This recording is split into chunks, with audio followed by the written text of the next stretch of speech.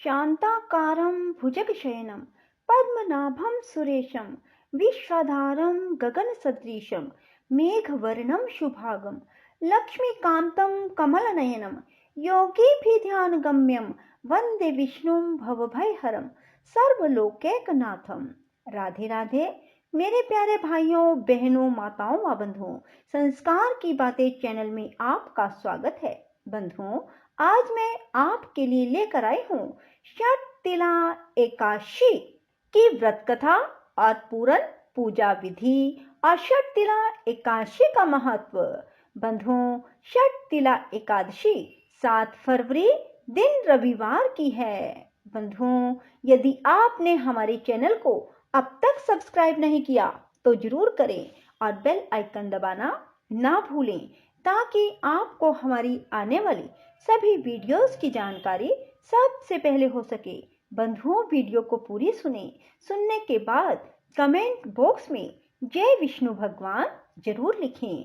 बंधुओं, माघ महीने के कृष्ण पक्ष में आने वाली एकादशी को षटतिला एकादशी कहा जाता है। बंधुओं, शास्त्रों में माघ महीने में आने वाली षटतिला एकादशी का बहुत अधिक महत्व है। जो मनुष्य भी षटतिला एकादशी का व्रत करते हैं उनके सभी पाप नष्ट हो जाते हैं। बंधुओं, हर मनुष्य को षटतिला एकादशी का व्रत अवश्य करना चाहिए। बंधुओं, षटतिला एकादशी पापों को हरने, पुण्य एवं मुक्ति को देने वाली है। बंधुओं, जो मनुष्य भी षटतिला एकादशी का व्रत करते हैं उन्हें 1000 अश्वमेध और 100 राजस्व यज्ञों का फल मिलता है। बंधुओं, षटतिला एकादशी का व्रत करने से 7 जन्मों के पाप नष्ट हो जाते हैं। जिस मनुष्य ने एक बार भी षटतिला एकादशी का व्रत कर लिया वह मोक्ष का अधिकारी हो जाता है। मन, कर्म, वचन तीनों प्रकार के पाप उस मनुष्य के समाप्त हो जाते हैं। जिस मनुष्य ने एक बार भी षटतिला एकादशी का व्रत कर लिया। बंधुओं, षटतिला एकादशी की रात को रात्रि जागरण अवश्य करें और भगवान विष्णु के समक्ष तिलों के तेल का दीपक जरूर लगाएं।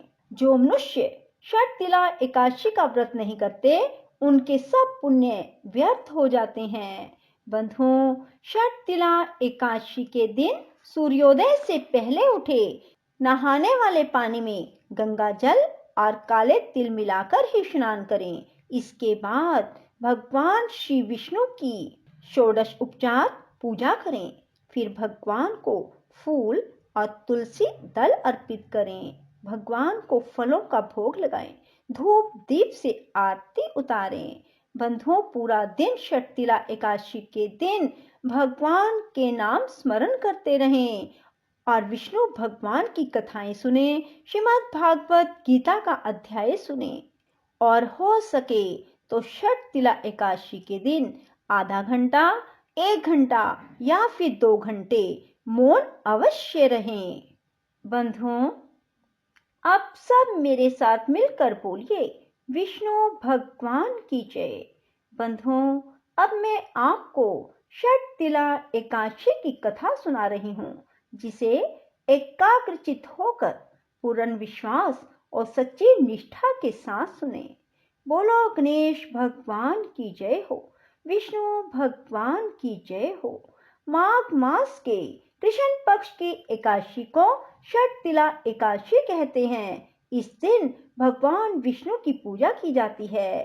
षटतिला एकादशी के दिन काले तिल और श्यामा गाय के दान का बहुत अधिक महत्व है। शरीर पर तिल के तेल की मालिश, तिल जल से स्नान, तिल जलपान, तिलों के पकवान की इस दिन बहुत महत्ता है। विधि पूर्वक यह व्रत करने वाले को रोगों से मुक्ति मिलती है और उसके सुखों में वृद्धि होती है। एक समय दालभ्य ऋषि ने महर्षि पुलस्त्य से पूछा, हे महाराज, मृत्युलोक में मनुष्य ब्रह्म हत्या आदि अनेक महापाप करते हैं, पराये धन की चोरी और दूसरे की उन्नति को देखकर ईर्ष्या करते हैं तथा अनेक प्रकार के व्यसनों में फंसे रहते हैं। फिर भी उन्हें नरक की प्राप्ति नहीं होती। इसका क्या कारण है? ना जाने वे कौन सा दान अथवा पुण्य करते हैं जिससे उनके पाप नष्ट हो जाते हैं। यह सब कृपा पूर्वक कहिए। पुलस्त्य मुनि कहने लगे, हे राजन, आपने अत्यंत सुंदर प्रश्न पूछा है। इससे संसार के जीवों का कल्याण होगा। ब्रह्मा, विष्णु, रुद्र, इंद्र आदि भी इस गुप्त भेद को नहीं जानते, परंतु संसार के भले के लिए आपको सुनाता हूँ। माघ मास के लगते ही स्नान आदि से शुद्ध हो, इंद्रियों को वश में करके काम, क्रोध, लोभ, मोह, अहंकार, ईर्ष्या, अभिमान आदि त्याग कर भगवान का स्मरण करना चाहिए। पुष्य नक्षत्र में गोबर, कपास, तिल मिलाकर उसके उपले बनाएं। उन उपलों से 108 बार हवन करना चाहिए। उस दिन मूल नक्षत्र हो, साथ ही एकादशी तिथि हो तो बहुत श्रेष्ठ है।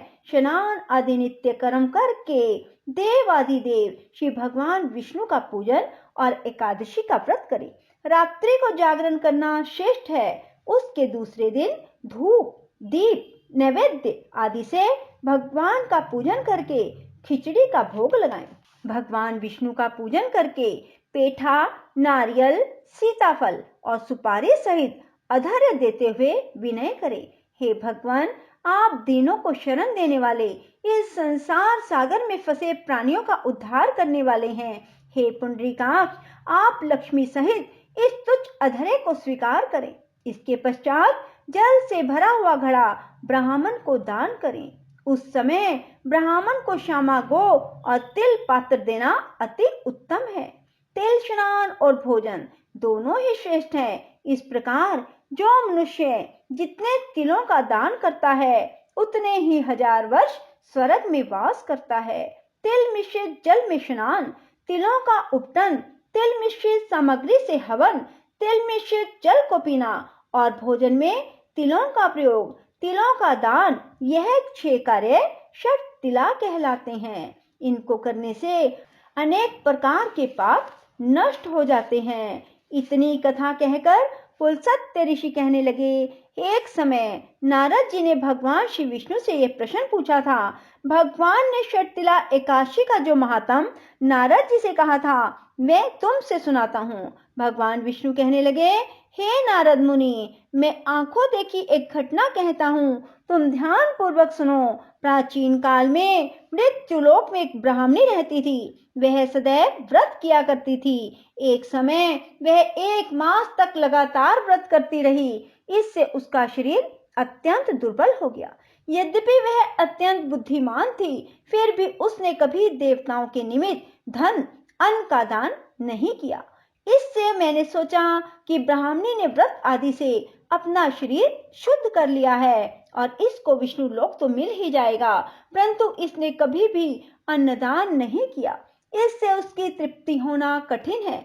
ऐसा सोचकर मैं एक भिखारी बनकर मृत्युलोक में उस ब्राह्मणी के पास गया और उससे भिक्षा मांगी। वह बोली, हे महाराज, आप यहाँ किस लिए आए हैं? मैंने कहा, हे ब्राह्मणी, मुझे भिक्षा चाहिए।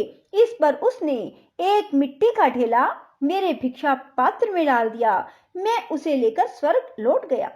कुछ समय बीतने पर वह ब्राह्मणी शरीर त्याग कर स्वर्ग में आई। मिट्टी का दान करने से उस ब्राह्मणी को स्वर्ग में सुंदर महल मिला, परंतु उसने अपने घर को अन्न आदि सामग्रियों से शून्य पाया। तब वह मेरे पास आकर बोली, हे भगवान, मैंने तो अनेकों व्रत आदि द्वारा आपकी पूजा की, परंतु फिर भी मेरा घर अन्न आदि से शून्य क्यों है? मैंने कहा, पहले तुम अपने घर जाओ, देवताओं की स्त्रियां तुम्हें देखने आएंगी। उनसे षटतिला एकादशी का पुण्य और विधि सुन लेना, तब ही द्वार खोलना। भगवान के ऐसे वचन सुनकर वह अपने घर आ गई। जब देव स्त्रियां आई और उन्होंने द्वार खोलने के लिए कहा तो ब्राह्मणी बोली कि आप मुझे देखने के लिए आई हैं, तो सबसे पहले षटतिला एकादशी का महात्म कहिए। तब उनमें से एक देव स्त्री ने षटतिला एकादशी का महात्म कह सुनाया। ब्राह्मणी ने महात्म सुनकर घर का द्वार खोल दिया।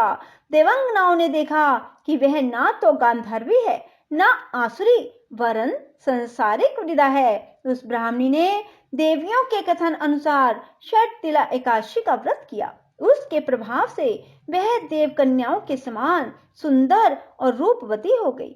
इसका घर अन्न आदि समस्त सामग्रियों से भरपूर हो गया। बोलो विष्णु भगवान की जय हो। राधे राधे, जय श्री कृष्णा। बंधुओं, यदि आपको हमारी वीडियो पसंद आए तो इसे लाइक करें और शेयर भी जरूर करें। धन्यवाद।